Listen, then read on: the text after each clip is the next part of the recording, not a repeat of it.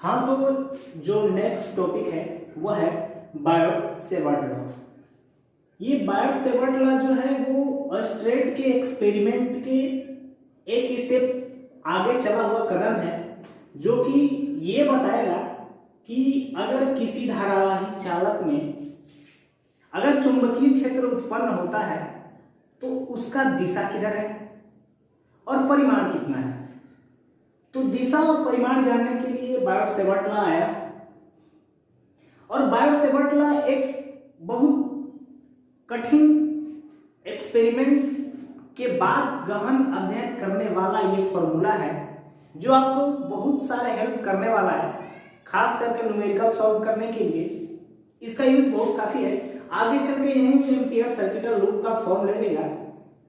लेकिन Biot-Savart law होता क्या है, इसकी सहायता से हम क्या कर सकते हैं। तो देखिए, बायोट-सेवर्ट लॉ के सहायता से आप पहले तो दिशा ज्ञात कर सकते हैं, इसके बाद परिमाण, लेकिन किसका, तो उत्पन्न जो क्षेत्र है, कौन सा क्षेत्र उत्पन्न होगा, तो चुंबकीय क्षेत्र। कौन सा क्षेत्र उत्पन्न होगा, चुंबकीय क्षेत्र। यहां पर लिख देते हैं चुंबकीय क्षेत्र। चुंबकीय क्षेत्र का दिशा और परिमाण दोनों ये बायोट-सेवर्ट लॉ बताएगा।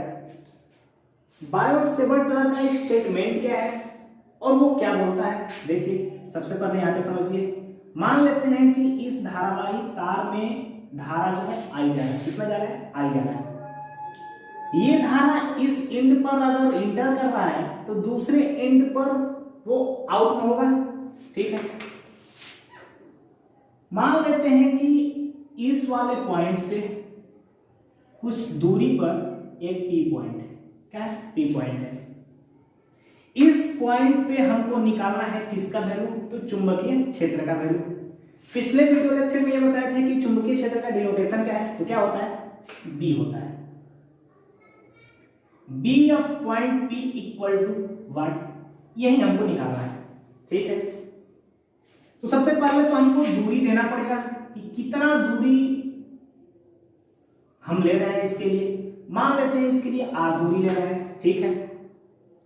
सबसे पहले एक कंसीडरेशन में लाइए कि अगर एकदम छोटा सा भाग है, कौन सा, एकदम छोटा सा भाग लीजिए जिसका लेंथ जो है डीएल है। क्या है, डीएल। डीएल और आर वेक्टर के बीच का जो एंगल है थीटा है, ठीक है। तो चुंबकीय क्षेत्र कितना स्ट्रॉन्ग होगा इस पॉइंट पर, या फिर आर के टर्म में, आई के टर्म में और डीएल के टर्म में। किसके किसके टर्म में, आई के टर्म में, डीएल के टर्म में, इसके बाद आर के टर्म में और थीटा के टर्म में। किसके, थीटा के टर्म में। चारों टर्म में अगर मेरा एक्सप्रेशन आ जाएगा तो किसी भी 3 पैरामीटर 4 पैरामीटर को बढ़ा के घटा के हम ये निकाल सकते हैं कि किस पॉइंट पे कितना चुंबकीय क्षेत्र होगा, ठीक है। अब अगर हमको ये ज्ञात करना है कि बायोट-सेवर्ट लॉ का एक्सप्रेशन क्या है, तो देखिए इनका स्टेटमेंट है क्या कि इस पॉइंट पे सबसे पहले आप ये मानिए कि अगर छोटा सा ये लेंथ है, कितना छोटा सा लेंथ, छोटा सा लेंथ बोले तो डीएल लिख देते हैं, स्मॉल करंट एलिमेंट,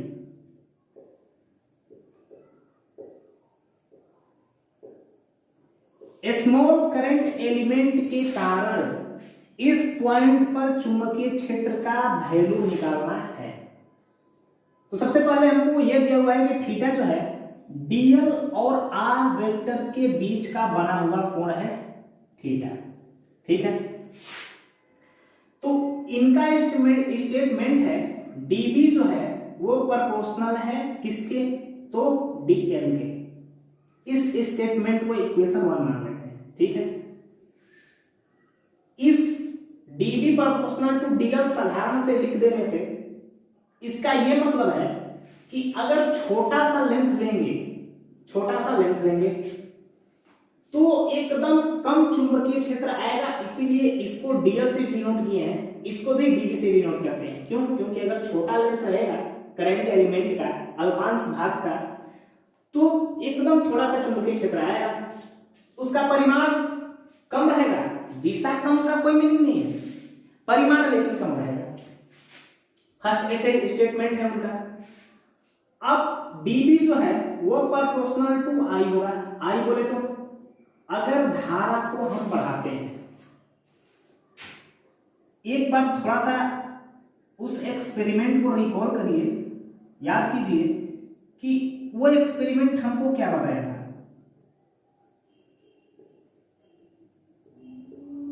अगर इस वोल्टेज को हम बढ़ाते हैं और कंपास का सुई अगर यहां पर है,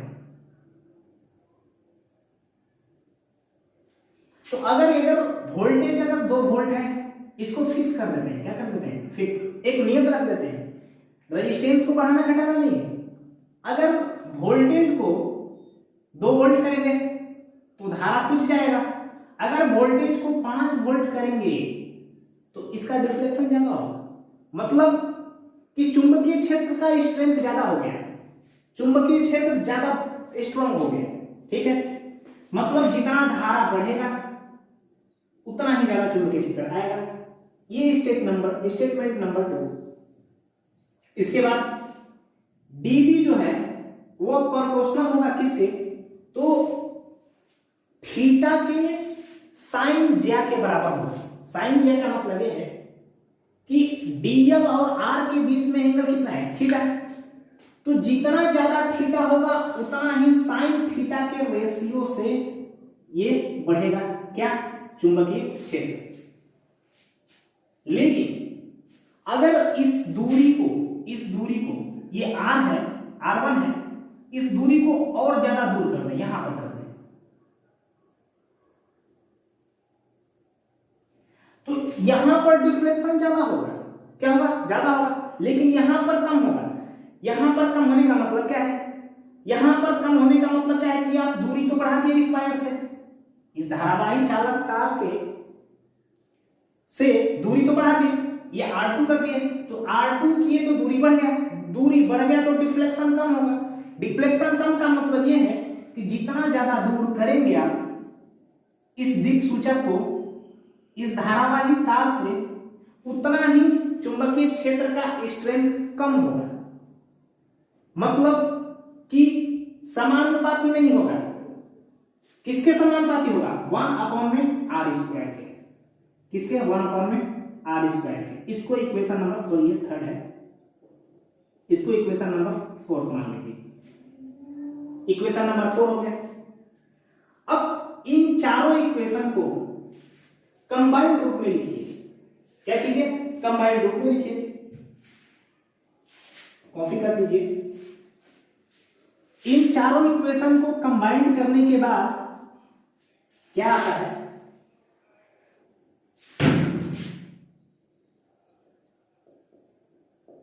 चारों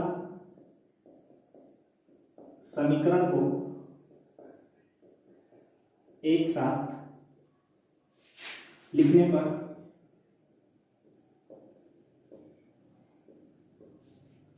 क्या होगा? dB जो होगा वो proportional to I dl sine theta upon में r² होगा।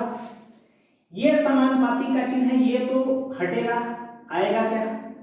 म्यू नॉट अपॉन में 4 pi equal to I dl sine theta upon में r² आएगा। कोई दिक्कत? इसी इक्वेशन को बोलते हैं बायोट-सेवर्ट लॉ। इसी इक्वेशन को बोलते हैं क्या? बायोट-सेवर्ट का नियम। अब ये हमको सब कुछ बता दिया, क्या? कि जितना ज्यादा दूर जाएंगे उतना ही, अगर ये r बढ़ेगा तो dB क्या होगा? घटेगा। क्यों? क्योंकि ये स्क्वायर के इनवर्सली प्रोपोर्शनल है, 1/r²। तो जितना ही ज्यादा दूर बढ़ेंगे उतना ही घटेगा ये स्क्वायर से। और अगर करंट का वैल्यू को बढ़ाते हैं, किसके वैल्यू को, धारा के वैल्यू को, धारा के वैल्यू को अगर बढ़ाते हैं तो जितना ज्यादा स्ट्रॉन्ग इसमें करंट जाएगा उतना ही ज्यादा चुंबकीय क्षेत्र प्रोड्यूस करेगा अपने आसपास, और उस आसपास के एरिया में आप चुंबकीय दिक्सूचक सुई को लेकर जाएंगे, डिफ्लेक्ट होना तय है। ठीक है, अब dB का जो वैल्यू होता है वो इतना आ गया। इसमें सबसे तो परिचय है, लेकिन म्यू नॉट अपॉन में 4 पाई से परिचय थोड़ा कम है, इससे परिचय बनाते हैं क्योंकि ये जो है क्वेश्चंस में बहुत सारे हेल्प करने वाला है। इसका म्यू नॉट अपॉन में 4 पाई का मीनिंग होता है 10⁻⁷। ठीक, 10 का पावर -7 टेस्ला मीटर पर एम्पियर, टेस्ला मीटर पर एम्पियर।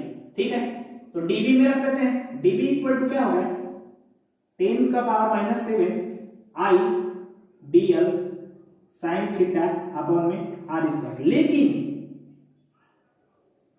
इसमें हम बस परिमाण जान पाए हैं कि हाँ इतना परिमाण है, अभी दिशा का ज्ञान हमको नहीं है। ठीक है, तो दिशा का ज्ञान करने के लिए सिंपल रूप से right hand screw rule, right hand screw rule का फॉलो करेंगे और राइट हैंड स्क्रू रूल ये बता देगा कि हाँ किस दिशा में किधर होगा चुंबकीय क्षेत्र। नोट कर लीजिए, किस दिशा में किधर होगा, और जो ये होता है वो होता है निर्वात में, किधर होता है निर्वात में चुंबकीय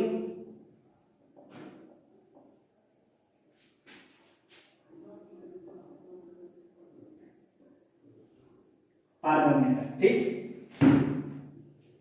अगर मान लेते हैं कि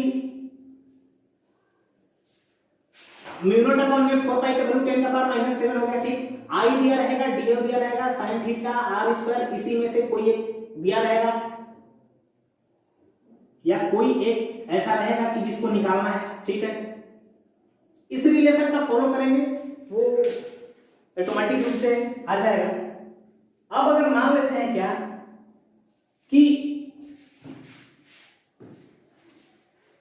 हमको दिशा ज्ञात करना है, किसका दिशा ज्ञात करना है, इसमें धारा आई जा रहा है, क्या जा रहा है, धारा आई जा रहा है। इस साइड में किधर होगा चुंबकीय क्षेत्र, इस साइड में चुंबकीय क्षेत्र किधर होगा, इसको जानने के लिए सबसे पहले हमको ये देखना है कि राइट हैंड स्क्रू रूल देखिए, अगर मान लेते हैं कि ये वाला वायर है, ठीक, इसमें किधर धारा जा रहा है, ऊपर जा रहा है, तो जिधर धारा जा रहा है उधर अपने अंगूठों को रखिए, अंगूठा को रखिए। इसके बाद अंगूठा रखने के बाद सपोज मान लीजिए कि ये वायर ऊपर क्या जा रहा है, धारा जा रहा है, इस साइड निकालना है तो अपने चारों फिंगर्स को उसी साइड कर्ल कीजिए। हो गया कर्ल, किधर जा रहा है, अंदर गया, अंदर गया, इसका मतलब चुंबकीय क्षेत्र अंदर हो गया। ये जो डिनोटेशन होता है एक स्क्वायर में, एक सर्किल में जो क्रॉस होता है, ये बताता है कि अंदर की ओर है चुंबकीय क्षेत्र, किधर है, अंदर की ओर।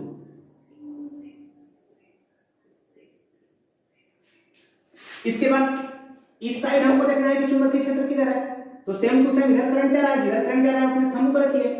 इसके बाद इधर कीजिए, इधर आ गया किधर, बाहर, अरे इस साइड में किधर आ गया, बाहर, बाहर आ गया का मतलब इसका डिनोटेशन बस डॉट होता है, इसका मतलब ये है बाहर की ओर।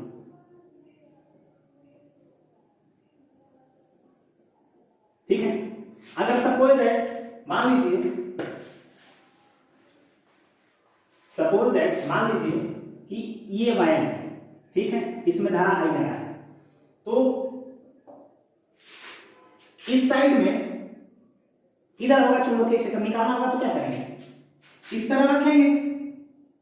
इसके बाद जिधर करंट जा रहा है उधर अपने अंगूठों को रखेंगे। इसके बाद किधर कर लेंगे, अंदर, इस तरह कर कीजिए, किधर गया, अंदर, मतलब अंदर की ओर हो गया चुंबकीय क्षेत्र। इस साइड में इधर कीजिए, घुमाइए, इधर आए, बाहर की ओर, मतलब बाहर की ओर हो गया चुंबकीय क्षेत्र। ठीक है, इसी तरह से कंटिन्यू करना है, लेकिन उससे पहले बायोट सेवर्ट लॉ का हम स्केलर रूप तो दिखा चुके हैं, लेकिन अभी उसका वेक्टर फॉर्म बचा हुआ है। स्केलर रूप क्या था, अभी लिख देते हैं। dv equal to I dl sorry mu naught upon में 4 पाई म्यू नॉट अपॉन में 4 pi I dl sine theta upon में आर स्क्वायर।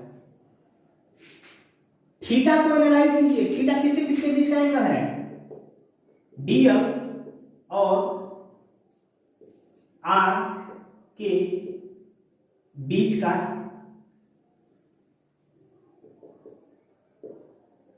कोण है।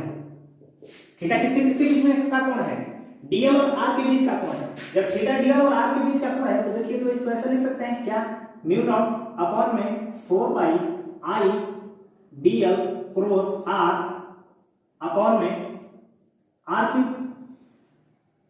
ये जो हो गया एक आपको डायरेक्शन देगा, क्या देगा, डायरेक्शन देगा।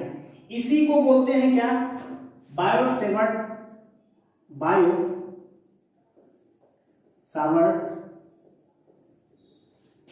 का सदिश।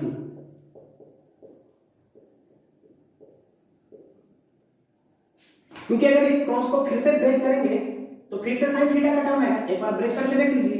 dv इक्वल टू क्या हो गया, म्यू नॉट अपॉन में 4 पाई आई dl क्रॉस आपको क्या लिख सकते हैं, dl into R into sine theta, dl into R into sine theta upon में आर क्यूब। इसमें 3 आर है तो ऐसा कर सकते हैं आर स्क्वायर इंटू आर, इस आर से ये इस आर कैंसिल, मतलब dv इक्वल टू क्या हो जाएगा, म्यू नॉट अपॉन में 4 pi I dl sine theta upon में आर स्क्वायर।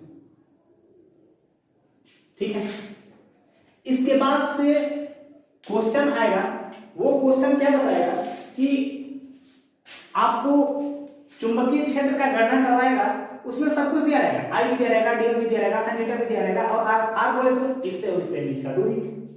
ठीक है, तो इसके बाद जो है वो इसका एप्लीकेशन आता है, क्या आता है, इसका एप्लीकेशन आता है। इसका एप्लीकेशन आपको कैलकुलेशन करना सिखाएगा, क्वेश्चंस को सॉल्व कराना सिखाएगा। ठीक है, तो ठीक है, अब अगले वीडियो में मिलते हैं।